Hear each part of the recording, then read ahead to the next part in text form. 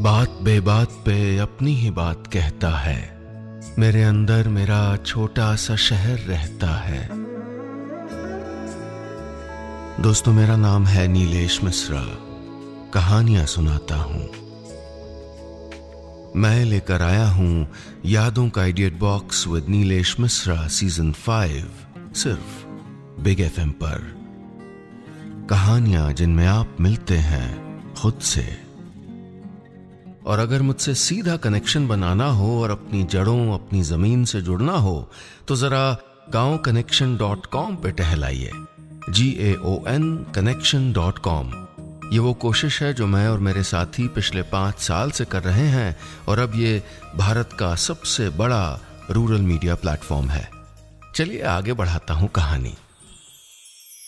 दोस्तों, मैं आपको सुना रहा हूं अपनी मंडली की सदस्य छवि निगम की लिखी कहानी मीठी सी जिंदगी। इस कहानी में अब तक आपने सुना, मोही की नई नई शादी हुई है। वो अपने ससुराल में पहली बार मीठा बनाने की रस्म के तहत खीर बना रही है। इसके जरिए वो ससुराल वालों और खास तौर से अपनी सासू माँ के मन में जगह बनाना चाहती है, लेकिन यादें उसका पीछा नहीं छोड़ती और कुछ सोचते सोचते उसकी खीर जल जाती है। अब क्या होगा, सुनते हैं आगे। जल्दी से गैस बंद करते हुए मोही की आंखों में बेबसी के आंसू छलक आए। दोबारा खीर बनाने का वक्त नहीं था, लेकिन इसे खाकर सब क्या सोचेंगे। और सासू माँ, उसके आंसू और तेजी से बह निकले। तभी अपने कंधों पर उसे स्पर्श महसूस हुआ। पता नहीं कब माधव वहां आ गया था। बोला, ओहो, ये तो जल गई। फिर मुस्कुराते हुए उसने मोही के माथे पर झूल आई एक लट कान के पीछे उड़स दी। चलो कोई नहीं, इसे फेंक दो, मैं नुक्कड़ वाले हलवाई से चुपचाप ले आता हूं ना, कुछ वही सर्व कर देना। मोही उसे देखती रह गई। आंखें अभी भी कुछ धुंधलाई हुई थीं, लेकिन मन की आंखें बिल्कुल साफ देख पा रही थीं। माधव को कितनी परवाह थी उसकी। वो माधव जिसके साथ गठबंधन हुआ था, साथ साथ फेरे लिए थे। उस माधव से अब दिल भी बंधने लगा था।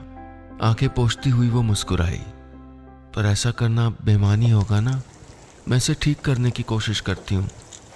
बेस्वाद लगी तो माफी मांग लूंगी।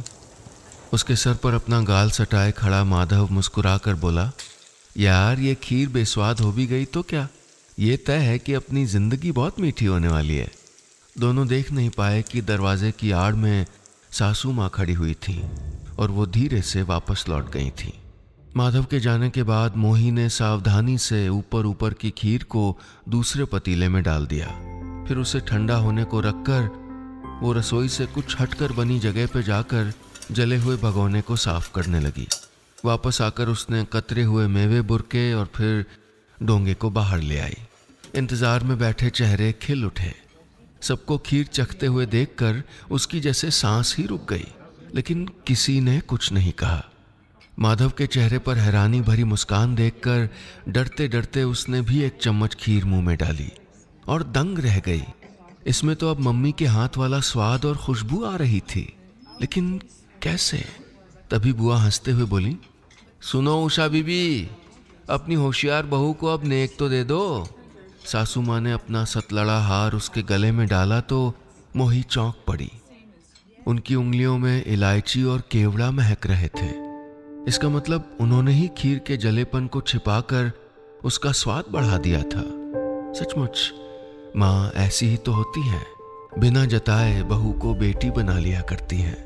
तभी उनका हाथ मोही के सर पर टिक गया।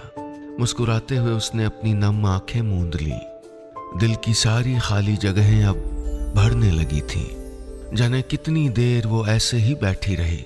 तभी फोन पर चाची का मैसेज घनघनाया, अरे गुड्डो, नेक में क्या मिला? उसने मुस्कुराते हुए टाइप किया, मम्मी मिल गई।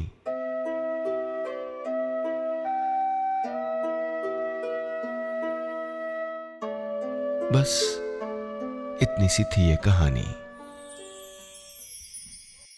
तारीफ करें, शिकायत करें, लेकिन अधिकार से बताइएगा कि हमारी कहानियां आपको कैसी लग रही हैं। और हाँ, रोज ऐसी ही रोचक कहानियां सुनने के लिए सुनिए यादों का idiot box with Nilesh Mishra season 5, सिर्फ बिग एफएम पर। हमारे चैनल पर हर रोज खूब सारी कहानियां उपलब्ध होती हैं, कभी कविताएं, कभी और कोई गपशप। अगर आप चाहते हैं कि कुछ भी ना मिस करें तो 2 चीजें तुरंत करिए। ये ऊपर जो घंटी का निशान देख रहे हैं ना, इस बेल आइकॉन को दबाइए, इसे क्लिक करिए।